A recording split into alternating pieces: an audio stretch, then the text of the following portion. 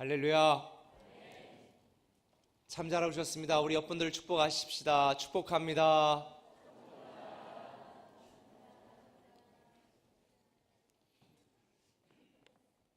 우리 매주마다 계속되어지는 생명의 말씀을 통해서 우리가 함께 나누는 말씀입니다. 오늘은 하나님의 말씀 이사야 33장 17절부터 24절까지의 말씀을 번갈아 하면서 읽도록 하겠습니다. 제가 먼저 읽겠습니다. 내 눈은 왕을 그의 아름다운 가운데에서 보며 광활한 땅을 눈으로 보겠고 내 마음은 두려워하던 것을 생각해내리라. 계산하던 자가 어디 있느냐? 공세를 계량하던 자가 어디 있느냐? 망대를 계수하던 자가 어디 있느냐?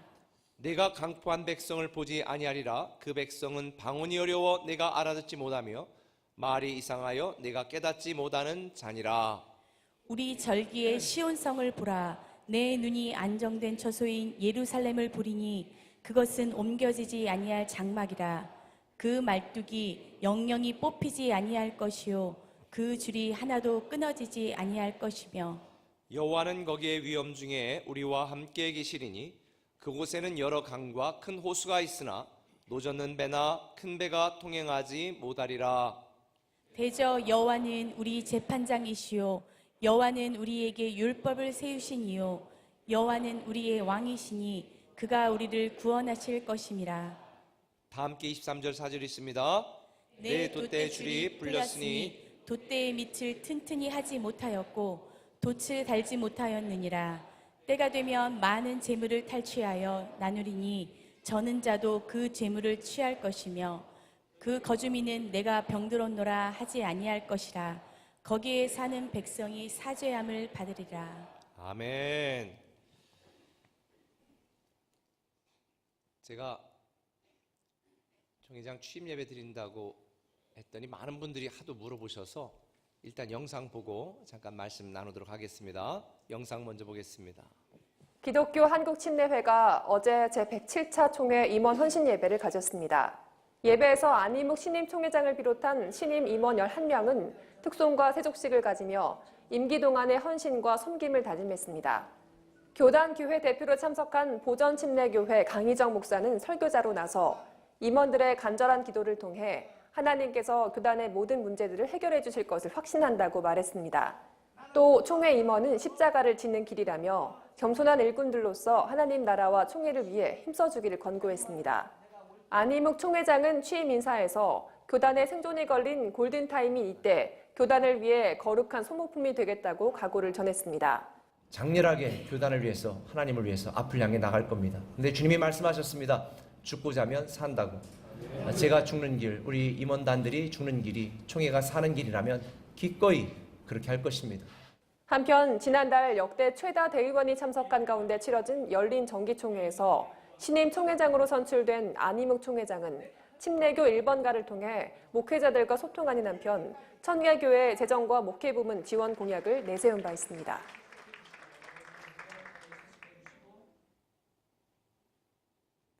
그냥 물어보신 분들이 많으셔서 말씀을 드린 거고요. 총회장 얘기 더 이상 안 하려고 합니다. 근데 많은 분들이 취임 예배 언제 드리냐고 또 많은 목사님들이 물어보시고 또 성도님들이 물어보시는데 저는 취임 예배를 드리지 않았습니다. 총회장과 임원이 취임 예배를 드리면 주인공이 되기 때문에 지난주 말씀드린 것처럼 헌신 예배로 드렸습니다. 헌신 예배의 주인공은 하나님이십니다. 섬기는 마음으로 끝까지 섬겨야 되겠다라고 하는 그런 믿음과 또 신앙과 또 마음의 고백으로 예배를 드렸는데 보통 많은 사람들이 그런 때는 굉장히 유명한 분들을 초청하고 하시는데 저는 유명한 분을 초청한 게 아니고 저 진도에서 목회하시고 22년째 그 섬 낙도에서 미자립교회지만 정말 최선을 다해 목회하시는 우리 보전침례교회 강희정 목사님을 초청해서 제가 말씀을 들었는데 그분이 큰 교회 목사님들처럼 세련되고 화려한 설교는 아니었지만 솔직하고 체험적인 강렬한 진정성 있는 설교를 통해서 정말 많은 은혜를 받았습니다. 설교 제목이 히스기야의 통곡의 눈물이었는데 히스기야가 통곡의 눈물을 통해서 하나님의 계획을 바꾸신 것처럼 오늘 이 땅에 필요한 것은 통곡의 눈물이다. 누군가 섬기는 사람들의 통곡의 눈물을 통해서 이 땅에 새로운 희망이 오게 된다라는 말씀을 전했는데 정말 많은 은혜를 받았습니다. 저도 마찬가지고 많은 분들이 눈물을 흘리면서 새롭게 각오를 결단했습니다. 이 시대 히스기야의 통곡의 눈물이 필요합니다. 왜냐하면 많은 사람들이 이제는 죽겠다, 이제는 끝이다, 이제는 희망이 없다, 이제는 내가 할 수 없다라고 절망하고 있는 시대이기 때문에 그렇습니다. 올해가 종교개혁 500주년입니다. 그래서 방송에서도 여러 가지 또 간담회나 인터뷰를 요청을 하더라고요. 제가 그 요청에 간담회에 가서 오늘날 한국 교회, 기독교계의 가장 개혁의 방안이 무엇입니까? 정말 큰 문제가 무엇입니까? 라고 질문을 해서 제가 간단하게 대답했습니다. 교회가 교회다워지면 되고 목사가 목사다워지면 되고 성도가 성도다워지면 개혁은 저절로 됩니다 라고 제가 답변을 했습니다. 지금 우리가 살고 있는 시대에는 루터가 종교개혁을 했던 시대와는 비교도 할 수 없이 더 암울하고 더 암흑이 가득한 시대인 것 같습니다. 사람들이 희망을 잃어가고 있습니다. 누구에게 희망을 둘까라고 찾아보지만 심지어 교회조차 목회자조차 어떤 사람은 하나님조차 우리에게 희망이 될 수 없다고 주장을 합니다. 그러다 보니까 의지할 곳이 없고 의지할 사람이 없어서 많은 사람들이 자기 혼자 살아보려고 얼마나 발버둥을 치는지 모릅니다. 아버지는 아버지대로, 어머니는 어머니대로, 자녀는 자녀들대로 살아보려고 이 치열한 경쟁 사회 속에서 정말로 처절하게 발버둥을 치며 살아가고 있습니다. 그런데 저만 느끼는 것인지는 모르지만 발버둥을 치면 칠수록 더 할 수 없는 깊은 늪 속으로 빠져든다라고 하는 생각이 드는 이유는 어디 있을까요? 심지어 목회자들조차도 정말 잘해보려고 많은 발버둥을 치지만 점점점 힘들고 어렵고 답답한 쪽으로 깊숙이 빠져들어가고 있습니다. 그러다 보니까 사람들이 살려고 발버둥 치다가 이제 도저히 살 수 없다, 그래서 나는 포기해야 되겠다, 그런 분들이 꽤 많습니다. 사업도 포기하고 가정도 포기하고. 그런데 심지어 생명도 포기하는 분들이 많은데 제가 몇 번 말씀을 드렸지만 한국에서 매일 하루에 자기 생명을 포기하는 사람들의 숫자가 매년마다 통계를 보면 어떻게 그렇게 점점점 기하급수적으로 늘어가는지 깜짝 놀랍니다. 2015년만 해도 하루에 44명이 스스로 포기했습니다. 얼마나 많은 사람들이 그래서 강에 가서 다리 위에서 강을 보다가 그냥 뛰어내릴까 이런 생각을 하는지, 제가 언젠가 차를 타고 가다 보니까 한강 다리에 이런 조형물이 있더라고요. 등을 얹고 위로해주는. 그리고 그 다리에 뭐가 써 있습니까? 많이 힘들었구나. 이 많이 힘들었구나라고 하는 이 글귀 하나에 위로를 받고 돌아가는 분들도 있다고 합니다. 우리 한번 옆분을 보시고요, 이분이 다리 위로 가실 분인가 아닐 분인가 한번 이렇게 말씀해 주시죠. 많이 힘들었구나. 진정성 있게 얘기해 주셔야 돼요. 많이 힘드셨구나. 며느리가 할아버지 시아버지한테 해도 괜찮아요. 많이 힘드셨구나. 여러분만 힘든 게 아니고 저도 힘들고요, 저한테도 한번 해주세요. 많이 힘들었습니다. 참 위로가 되네요. 누군가 내가 힘들다는 것을 같이 이해만 해줘도 우리는 힘을 낼 수가 있거든요. 근데 많은 사람들이 지금 힘들다 그러는데 이게 요즘 일만 아니고 역사적으로 살아온 모든 사람들이 다 힘들었습니다. 오늘 본문에 기록되어 있는 이 이스라엘 백성들, 남유다 백성들도 마찬가지였습니다. 너무 힘들었습니다. 아수르 군대가 나와 쳐들어왔습니다. 뒤로 물러설 수도 없고 앞으로 나갈 수도 없고 도망칠 수도 없는, 마치 남한산성에 갇힌 것처럼 어쩔 수 없는 상황. 이사야 33장 7절 9절에 보면 그 배경을 이렇게 말합니다. 같이 읽습니다. 보라, 그들의 용사가 밖에서 부르짖으며 평화의 사신들이 슬피 곡하며 대로가 황폐하여 행인이 끊어지며 대적이 죄악을 파하고 성읍들을 멸시하며 사람을 생각하지 아니하며 땅이 슬퍼하고 쇠잔하며. 용사들이, 군사들이 바깥에서 추위에 떨면서 우리는 끝났다, 밭을 맺으러 갔던 평화의 사신들이 이제는 끝났다 슬피 곡하는 겁니다. 대로가 황폐하고 행인들이 끊어지고 대적들이 조약을 파라고 사람이 다니지 않습니다. 심지어 땅이 슬퍼하고 쇠잔한, 사람도 절망하고 땅도 절망하는 이러한 상황 속에서 하나님은 백성들에게 이렇게 회복을 약속하십니다. 같이 읽어볼까요? 내 눈은 왕을 그의 아름다운 가운데에서 보며 광활한 땅을 눈으로 보겠고, 내 눈이, 지금은 너희가 절망을 보지만 이제 내 눈이 왕을 그 아름다운 가운데에서 이 나라와 이 민족들이 다시 회복되어지는 것을 보게 될 것이다 라고 하나님이 오늘 말씀하십니다. 이 말씀이 저와 여러분에게도 주시는 말씀인 줄 믿으시면 아멘. 그런데 하나님이 이렇게 하시는 말씀을 듣고 다시 힘을 내고 다시 시작하고 다시 꿈을 꿔야 되는데 이스라엘 백성들의 상황은 나아지지 않았습니다. 여전히 절망적이었습니다. 그러다 보니까 이스라엘 백성들은 하나님이 회복을 말씀하시는 이 말씀이 마치 희망 고문처럼 느껴졌을 것입니다. 이건 그들뿐만 아닙니다. 우리도 마찬가지입니다. 우리가 살아가는 삶의 현실이 힘들고 어려워 주일마다 여러분이 말씀을 듣지 않습니까? 지금 이사야의 말씀을 통해서 다시 시작하라고, 다시 꿈꾸라고 계속 말씀을 듣는데 내 상황이 나아지지 않았으니까 정말 내가 회복될 수 있을지 의구심을 갖습니다. 목사님의 말씀을 들으면 나아질 것 같은데 내 상황은 전혀 나아지지 않으니까 마치 희망 고문처럼 느껴지는 분들이 있을지도 모릅니다. 그런데 여러분에게 분명히 말씀드립니다. 여러분, 다시 시작하는 축복이 회복될 것입니다.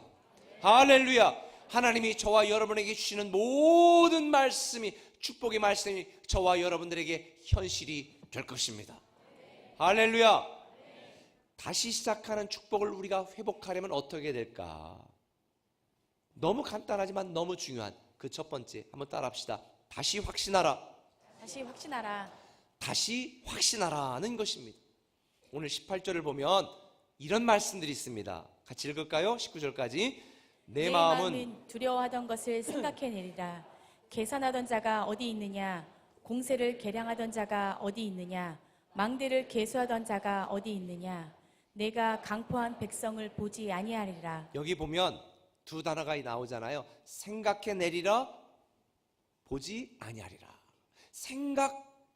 생각해내리라는 말이 무엇일까? 생각이 안 나는데 억지로 막 생각을 해낸다는 거예요. 사실 이 말씀이 선포되던 때는 이스라엘 백성들이 풍전등화와 같은 위기 상황 속에 있었던 상황입니다. 그런데 하나님께서는 이것이 다 해결되고 다 회복되어진 미래의 관점에서 지금 이스라엘 백성들의 삶을 이야기하는 것입니다. 미래에서 지금을 볼 때 지금은 너무 힘들고 괴롭고 막 너무 처절하지만 다 하나님이 회복하신 미래에서 지금을 볼 때는 그때 어려운 일이 있었나? 생각도 안 난다는 거예요. 그래서 정말 그때 어려웠었나? 힘들었었나? 이걸 막 생각해내야만 기억날 정도로 하나님이 다시 회복시키신다는 겁니다. 지금 너희들을 괴롭히고 너희들의 모든 것들을 뺏어가려고 하는 이 사람들이 기억도 나지 않을 것이다. 이 사람들이 어디 있는지 찾아보지도 못할 것이다. 하나님은 그렇게 회복을 말씀하고 있습니다. 그래서 지금은 비록 너희가 고통스러운 오늘을 살고 있지만 하나님이 회복하실 미래에서는 지금 이 고통스러운 순간조차도 생각나지 않을 정도로 다시 회복시키실 것이다. 이걸 다시 확신하라고 우리에게 가르쳐 주십니다. 내가 너희를 버리지 않고 다시 회복시키실 내가 바로 너희의 하나님이다. 그 하나님을 다시 확신하라는 것입니다. 좌절하고 절망하고 있는 이스라엘 백성들에게 오늘 본문 20절은 하나님이 이렇게 말씀하십니다. 같이 읽습니다. 우리 절기의 시온성을 보라. 내 눈이 안정된 처소인 예루살렘을 볼 것이다. 다시 예배하는 안정된 처소인 예루살렘을 너희가 보게 될 것이다. 지금은 풍전등화에 있어 망하고 무너지고 쓰러지고 죽음만 가득한 비명소리가만 가득한 예루살렘이지만 앞으로 미래의 예루살렘은 안정된 처소가 될 것이다. 다시 예배하는 안정된 평화로운 처소가 될 것이다. 근데 제가 이 본문을 읽어보면서요, 좀 의구심을 가졌어요. 왜냐하면 이 하나님의 말씀대로 읽어보면 예루살렘이 안정된 처소가 안 됐어요. 왜냐하면 안정된 처소라고 말하려면 지금 너희들이 있는 성벽보다도 더 튼튼한 성벽이 될 것이고 요새가 돼가지고 이 성은 안전할 것이다. 이래야 좀 이해가 되는데 주님이 말씀하신 이 예루살렘을 장막이라고 표현하는 거예요. 그렇죠?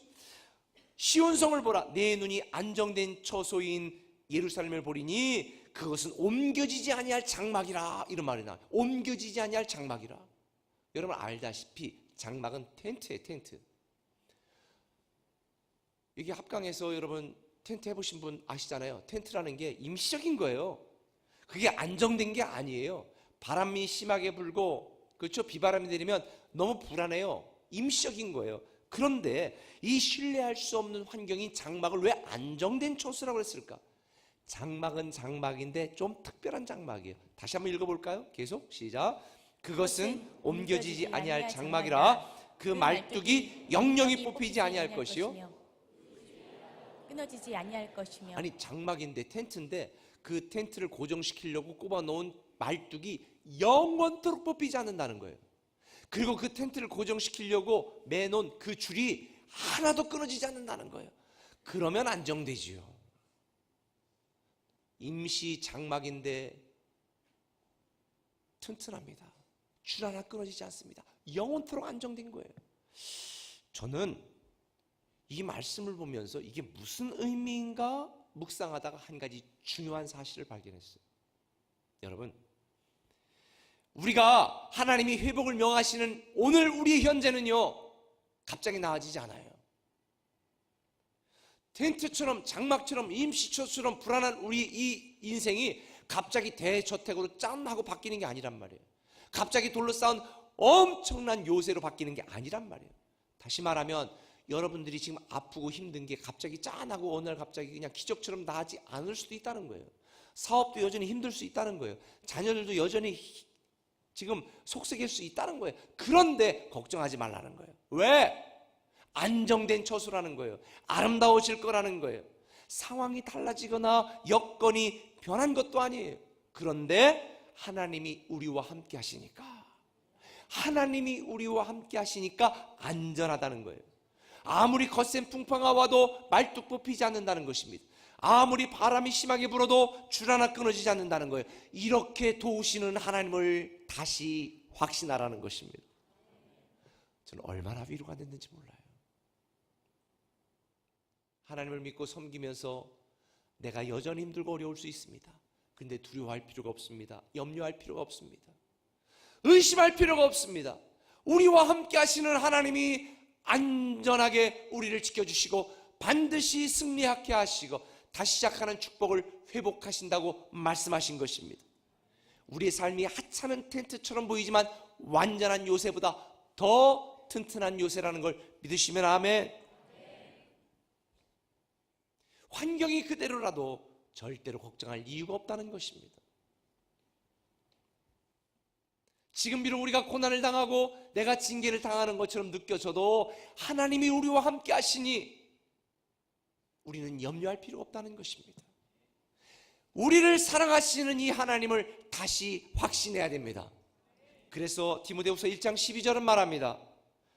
이로 말미암아 내가 또 이 고난을 받되, 같이 읽습니다. 부끄러워하지 아니함은 내가 믿는 자를 내가 알고 또한 내가 의탁한 것을 그 날까지 그가 능히 지키실 줄을 확신함이라. 지금 내가 고난을 당하고 지금 내가 망하는 것처럼 보이고 지금 내가 아파서 너 예수 믿어도 소용없다더라 이런 사람이 있다 할지라도 내가 믿는 자를 내가 안다. 그분이 어떤 분인지 그 하나님을 내가 다시 확신하면 그날까지 다시 시작하는 축복을 회복할 그날까지 그가 능히 지키실 줄을 내가 다시 확신한다. 이 하나님을 다시 확신하시기 바랍니다. 이 하나님을 다시 확신하는 자에게 다시 시작하는 축복이 회복되는 줄 믿습니다. 불가능이 없으신 하나님께서 약속하신 것을 반드시 이루십니다. 우리가 처한 상황은 비록 하나님을 의심하게 만들지만 끝까지 계속해서 하나님만 신뢰하고 하나님을 다시 확신한다면 하나님은 다시 회복시키십니다. 그래서 히브리서 3장 14절은 이렇게 말씀하십니다. 같이 읽습니다. 우리가 시작할 때에 확신한 것을 끝까지 견고히 잡고 있으면 그리스도와 함께 참여한 자가 되리라. 우리가 시작할 때 확신한 것을 끝까지 견고히 잡고 있으면 다시 시작하는 축복이 회복되는 줄 믿으시면 아멘. 사랑하는 꿈의 가족 여러분, 하나님의 약속과 능력을 의심하지 말고 여러분을 사랑하시는 하나님을 다시 확신하시기 바랍니다. 사람은 실수해도 하나님은 절대로 실수하지 않습니다. 환경은 실망시켜도 하나님은 우리를 절대로 실망시키지 않습니다. 나를 돕겠다고 한 사람이 나를 떠나고 배신해도 하나님은 우리를 끝까지 책임지십니다. 이 하나님을 다시 확신하시기 바랍니다. 지난번에 말씀드린 것처럼 하나님의 사랑이 우리를 버려두지 않습니다. 하나님의 은혜가 우리를 방치하지 않습니다. 하나님의 능력이 우리를 방관하지 않습니다. 반드시 다시 시작하는 축복을 누리게 만드십니다. 이게 지금 안 믿으셔서 아멘을 안 하시는 건가요?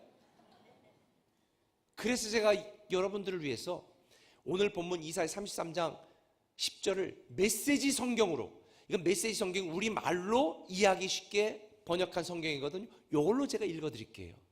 같이 읽읍시다. 시작. 이제 내가 나설 것이다. 하나님께서 말씀하신다. 지금부터는 내가 맡을 것이다. 내가 링에 올랐다. 내 주먹 맛을 보아라. 너무 깔끔하죠? 지금 아수르 백성들을 앞에 지금 떨고 있는 이스라엘 백성들이 니들 못한다, 안 된다, 이제 내가 나설 것이다. 하나님께서 말씀하십니다.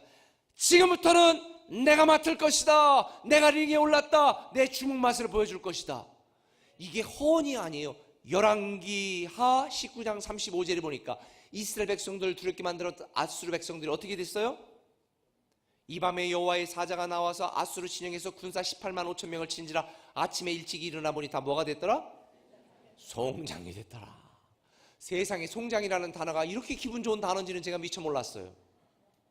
하나님이 손대시니까, 하나님이 나서시니까 끝난 거예요. 이걸 우리는 게임 끝이라고 얘기하는 거예요. 사랑하는 성도 여러분, 우리가 내 힘으로 살아보려고 얼마나 발버둥 쳐왔습니까? 내 능력으로 해보려고 얼마나 힘써왔습니까? 그래서 우리는 하나님께 무릎을 꿇어야 됩니다. 하나님 나서주세요. 하나님 해결해 주세요. 하나님이 말씀합니다. 이제 내가 나설 것이다. 내가 손볼 것이다. 하나님이 함께 하시고 하나님이 손보시면 게임 끝.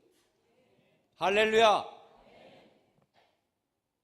그래서 우리는 이런 하나님을 다시 확신해야 되는 것입니다. 하나님이 우리를 얼마나 사랑하는지, 독생자 예수 그리스도를 이 땅에 보내시고 십자가 달려 죽게 하실 만큼 우리를 사랑하셨는데 자기 아들도 아끼지 않고 주시니가 어찌하여 너에게 모든 것을 주지 않겠느냐고 말씀하셨는데, 일생의 관점에서 보고 1년의 관점에서 보고 좌절하고 실망하는 것이 아니라 영원히 사는 영생의 관점에서 우리 인생을 바라본다면 이 하나님을 다시 확신하게 되는 것입니다.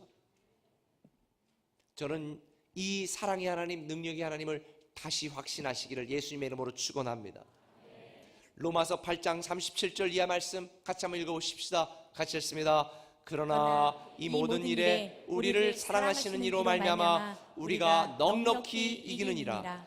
내가 확신하노니 사망이나 생명이나 천사들이나 권세자들이나 현재일이나 장래일이나 능력이나 높음이나 깊음이나 다른 어떤 피조물이라도 우리를 우리 주 그리스도 예수 안에 있는 하나님의 사랑에서 끊을 수 없으리라. 아멘. 세상 사람들은요, 이 땅에 있는 사람들을 이렇게 구분해요. 돈 많은 사람, 돈 없는 사람, 큰 아파트 사는 사람, 작은 아파트 사는 사람, 좋은 차 가진 사람, 별 볼 일 없는 차 가진 사람, 승진 빨리 한 사람, 승진 누락돼서 잘 못 늦게 한 사람, 이런 식으로 사람들은 평가해요. 성공한 사람, 실패한 사람. 그런데 성경은 절대 이렇게 분류하지 않습니다. 성경의 분류법을 말씀드릴까요? 안전한 피난처가 있는 사람, 피난처가 없는 사람, 참된 위로자가 있는 사람, 참된 위로자가 없는 사람, 도와줄 능력자가 있는 사람, 도와줄 능력자가 없는 사람. 지금 나는 세상적으로 볼 때 갖춘 것도 없고 내 힘과 능력으로 할 수 있는 일이 없다고 느껴진다 할지라도 하나님이 우리의 능력자시고 하나님이 우리의 피난처시고 하나님이 우리 위로자 되신 것을 믿으시기를 바랍니다. 우리가 인생을 살다 보면요, 사실 믿음이 있어도 고통스럽고 힘든 때가 참 많습니다. 그런 순간들이 있습니다. 그때 중요한 건 바로 이것입니다. 나에게는 안전한 피난처가 있다. 나에게는 참된 위로자가 있다. 나는 나를 도와줄 능력자가 나에게 함께 하신다. 이 하나님을 다시 확신해야 되는 거예요. 여러분들 중에 아내한테 끌려서 나오신 분 계시죠? 그런 분들 꼭 기억하세요. 정말 훌륭한 아내 만난 겁니다.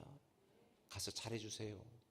세상에 하나님만이 우리의 도움이시라는 이 절박한, 이 확실한 신앙을 갖고 살아가고 있는 아내, 몸매가 좀 넉넉하면 어때요? 정말 좋은 아내입니다. 그러니 그렇게 따라왔으면 말씀을 잘 들어야죠. 그렇죠? 여러분, 시편 94편 18절에 보면 시편 기자는 이걸 알았기 때문에 이렇게 고백을 합니다. 같이 읽습니다. 여호와여, 나의 발이 미끄러진다고 말할 때에 주의 인자하심이 나를 붙드시오사오며 내 속에 근심이 많을 때에 주의 위안이 내 영혼을 즐겁게 하시나이다. 살다가 내가 미끄러져 야 교회 다니마에 별 소용이 없다라고 사람들이 비난할 때, 조롱할 때조차 하나님이 인자하심이 나를 붙드셨고 내 속에 근심이 많을 때 하나님이 내 영혼을 다시 즐겁게 만드시는 줄 믿으시길 바랍니다. 사랑하는 꿈의 가족 여러분, 답답한 현재를 보며 실망하지 마시고 하나님이 다시 축복하실, 그리고 다시 회복하실 미래를 기대하며 하나님을 다시 확신하시기 바랍니다. 하나님만이 여러분의 인생의 희망입니다. 하나님을 다시 확신하시기 바랍니다. 감정으로 받아들이지 마시고 진리의 말씀으로 확신하십시오. 여러분이 하나님을 확신하면 하나님은 다시 시작하는 축복을 회복시키십니다. 할렐루야. 그런데 하나님을 다시 확신하는 자들은 어떻게 반응하는 줄 아세요? 이렇게 반응합니다. 한번 따라합시다. 다시 확정하라. 다시 확정하라. 다시 확정합니다.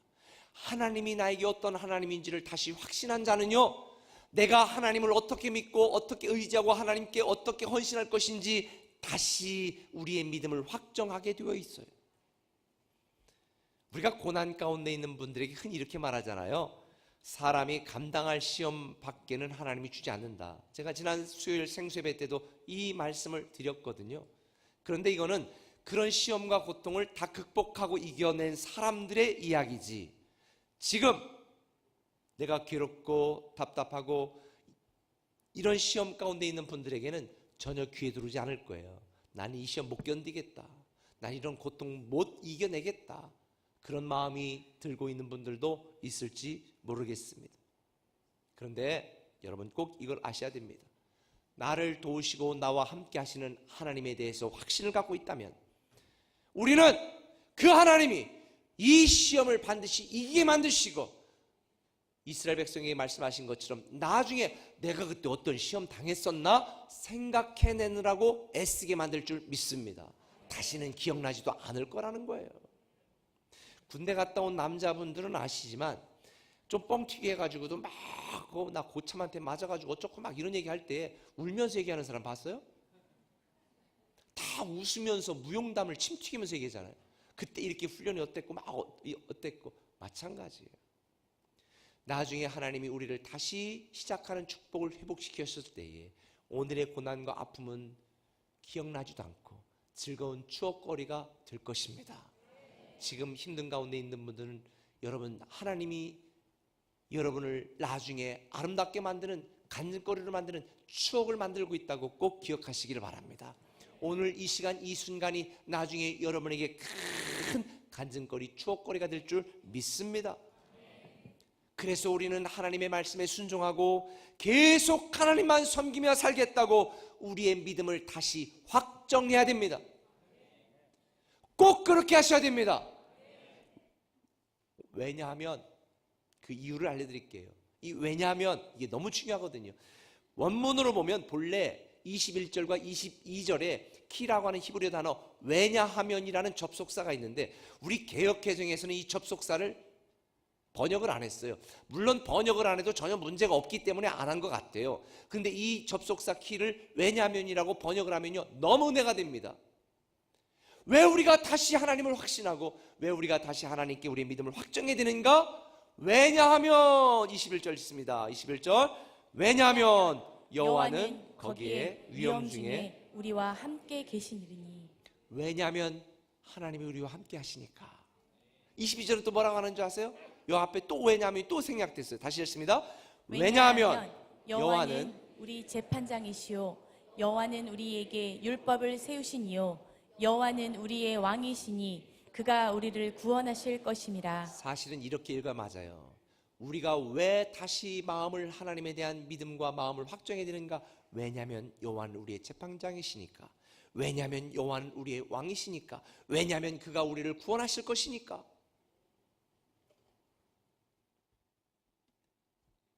우리가 믿음으로 다시 하나님만 섬기기로 마음을 확정해야 될 이유는 하나님은 우리의 재판장이라 우리의 모든 억울함을 해결해 주실 것이니까. 하나님은 우리의 왕이시라 우리를 책임지시고 보호하시고 지키실 것이니까. 하나님은 임마누엘이라 우리와 함께 하시니까. 그래서 내가 너와 함께 있겠다라는 이 사랑의 증표로 임마누엘이라는 이름, 예수 그리스도를 이 땅에 보내주신 것입니다. 예수 그리스도가 하나님이 우리와 함께 하신다는 결정적인 증거예요. 그런데 우리는 여기서 또 한 가지 의문이 생겨요. 그럼 언제 다시 이렇게 회복시키시고 이런 놀라운 은혜를 누리게 하실 것이냐? 23절을 볼까요? 23절 지금 계속 말씀을 읽어나갑니다. 23절 시작. 내 돛대에 줄이 풀렸으니 돛대 밑을 튼튼히 하지 못하였고 돛을 달지 못하니라. 때가 되며. 본문은 뭐예요? 지금 돛대의 줄도 풀렸습니다. 돛대 밑을 지금 튼튼히 하지도 못했습니다. 돛을 달지도 못했습니다. 다시 말하면 우리의 상황과 환경은 지금 하나도 나아진 게 없습니다. 여전히 괴롭고 답답하고 진짜 속된 말로 미치겠는 거예요. 그런데 때가 되면 다시 시작하는 축복을 회복시키신다는 거예요. 때가 되면. 근데 여기서 또 한 가지 제가 의문이 생기더라고. 그럼 그때가 언제야? 지금 힘드니까. 그럼 그때가 언젠가? 어떻게 그때를 당길 수 있을까? 24절에 그 키포인트가 있습니다. 같이 읽어볼까요? 시작. 그 거주민은 내가 병들었노라 하지 아니할 것이라. 거기에 사는 백성이 사죄함을 받으리라. 여기서 사죄함을 받으리라는, 사죄함이라는 단어는 히브리어로 나사와 아본이라는 두 단어가 합쳐진 하나의 단어인데, 나사는 구부러진다, 어그러졌다 이런 뜻이고요, 나본은 다시 펴졌다, 바로 됐다 이거예요. 그러니까 사죄함이라는 게 뭐냐, 무슨 뜻이냐? 구부러지고 어그러진 것들이 바로 펴지고 온전해진다 이런 뜻이에요. 자, 다시 뒤로 갑니다. 우리는 지금 힘들어요. 때가 되면 하나님이 우리를 회복시킨다고 말씀했습니다. 그럼 그 때가 언제냐? 사죄함을 받을 때. 다시 말하면 우리의 왜곡되고 잘못된 신앙과 믿음이 구부러진 것들이 다시 펴져서 하나님에 대한 온전한 믿음으로 회복되어지는 때 하나님은 다시 시작하는 축복을 회복하신다는 거예요. 많은 분들이 그렇게 말합니다. 하나님 대체 나에게 왜 이러시는 거예요? 나 이렇게 힘들어요. 나 왜 이렇게 내 이 펴지지 않아요? 내가 지금 잘 나가고 있는 것 같지만 여전히 내 마음속에 불안한 게 왜 그럴까요? 여러분, 사죄함을 받으시길 바랍니다. 하나님의 관심은 망가진 내 돛대에 있지 않습니다. 아직 줄도 연결하지 못한 내 돛에 아직 준비되지 못한 내 상황, 이 열악하고 괴로운 답답한 내 상황에 하나님이 관심 있는 게 아니라 구부러진 내 믿음, 왜곡된 내 마음, 하나님을 올바로 제대로 찾지도 않고 아직 교회는 오지만 하나님의 말씀을 듣지도 않고 교만하여서 내 뜻과 내 힘으로 살아갈 수 있다고 생각하고 있는 그런 완악함들이 다 깨어지고 바로 펴져서 나는 하나님밖에 없습니다, 예수 그리스도가 내 구원자요 내 주인입니다라고 진정으로 고백하고 마음으로 믿고 삶으로 살아내는 온전함이 회복되어지는 사죄함을 받을 그때가 바로 하나님이 여러분을 위해 준비하시고 예비하신 놀라운 다시 시작하는 축복이 회복되는 때일 줄을 믿습니다. 하나님의 때가 되면이라고 하는 하나님의 때는 내 환경이 개선되거나 내 상황이 바뀌는 때가 아니라 내 믿음이 개선되고 내 완악한 마음이 무너져 하나님 앞에 바로 서는 때를 의미하는 것입니다.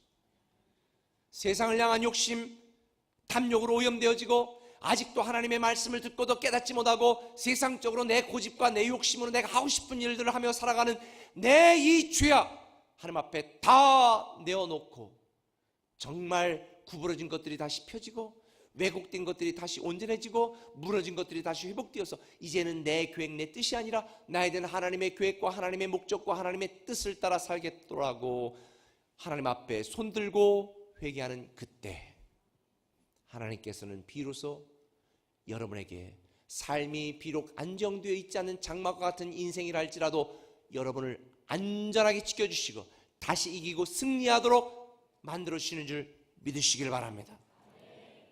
이스라엘 백성들은 이걸 모르고 40년 동안이나 광야를 헤맬 때에 하나님께 원망했습니다. 불평했습니다.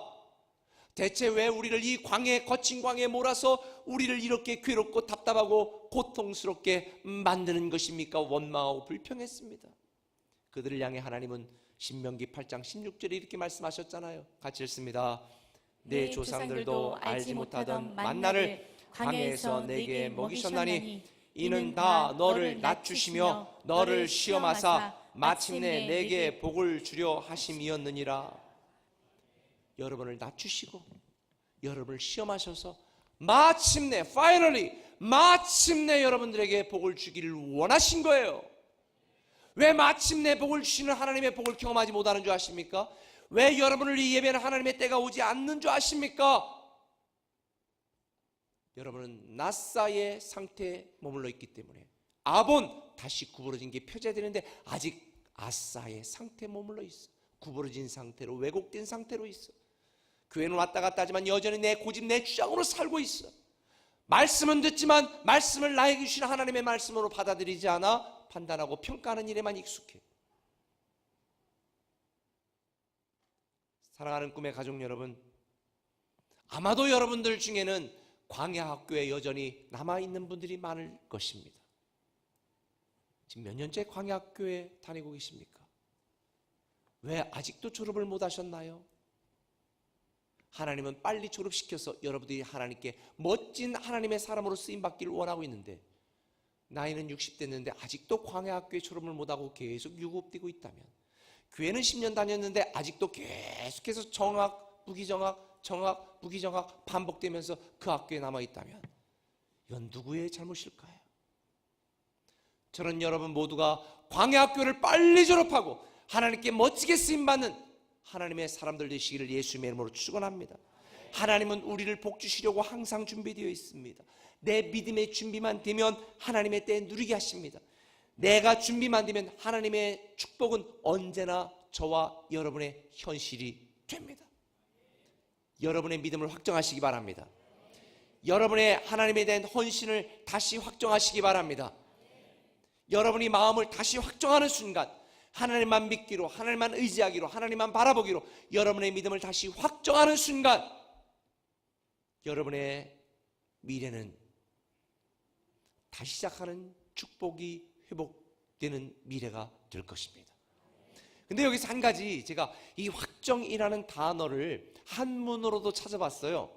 그랬더니 한문으로 두 가지 뜻이 있더라고. 확정이라는 뜻이. 첫 번째 확정이라는 뜻, 잘못을 바로잡음, 이런 게 바를 정자잖아요. 그래서 잘못을 바로잡는 게 확정이야. 두 번째 확정의 뜻이 있더라고요. 이거는 어떤 일을 내가 해야 되겠다고 확정, 이게 확정이야. 확실하게 하는 거. 그러니까 저는 이거를 여러분들에게 말씀드리고 싶어요. 첫 번째 확정을 해야 됩니다. 첫 번째 확정은 뭐냐면 우리를 하나님의 자녀로 삼아주시고 하나님의 자녀의 권세를 주시고 하나님의 자녀의 축복을 누리라고 말씀했는데 내가 아직 사죄함을 받지 못했어. 다시 말하면 내가 온전한 믿음의 삶을 회복하지 못해서 하나님의 놀라운 축복을 누리고 있지 못하다면 우리는 오늘 다시 확정해야 됩니다. 이제 하나님 뜻대로 살겠습니다. 하나님의 자녀답게 살겠습니다. 확정해야 됩니다. 겉모습만이 아니라, 직분만이 아니라 여러분의 삶이. 두 번째, 확정해야 됩니다. 이제부터는 하나님이 나를 하나님을 섬기는 사역자로 삼아주셨으니 이제는 내가 이 세상의 그 어떤 일보다도 하나님을 섬기며 하나님을 믿고 하나님을 따르고 하나님의 계획 속에 동참하는 이 놀라운 일이 내 삶의 가장 중요한 우선순위가 되겠다라고 여러분의 마음을 확정하는 순간 하나님이 여러분의 일을 해주실 줄 믿습니다. 하나님의 자녀답게 살지 못하고 잘못 살았던 것, 그렇다면 다시 확정하시기 바랍니다. 지금부터 하나님을 잘 믿고 잘 섬기기로, 다시 헌신하기로 다시 확정하시기 바랍니다. 그런 자에게 이사야 35장에 보면 하나님이 주실 아름다운 미래에 대해서 계속 소개해주고 있는데 제가 시간이 많지 않으니까 읽고 마치도록 하겠습니다. 같이 읽겠습니다. 시작. 겁내는 자들에게 이르기를 굳세어라, 두려워하지 말라. 보라, 너희 하나님이 오사 보복하시며 갚아주실 것이라. 하나님이 오사 너희를 구하시리라 하라. 여호와의 속량을 받은 자들이 돌아오되 노래하며 시온에 이르러 그들의 머리 위에 영영한 희락을 띠고 기쁨과 즐거움을 얻으리니 슬픔과 탄식이 사라지리로다. 할렐루야. 두려우고 겁내는 분들이 있다면 굳세어라, 두려워하지 말라. 하나님이 너희를 구하시리라. 지금 너희의 슬픔과 탄식이 사라지고 기쁨과 즐거움을 얻게 될 것이다. 오늘 두 가지 말씀드렸습니다. 하나님에 대해서 다시 확신하시기 바랍니다. 하나님에 대한 여러분의 믿음을 다시 확정하시기 바랍니다. 그럼 다시 시작하는 축복이 여러분의 가정과 자녀들 인생에서 회복될 것입니다. 기도하겠습니다.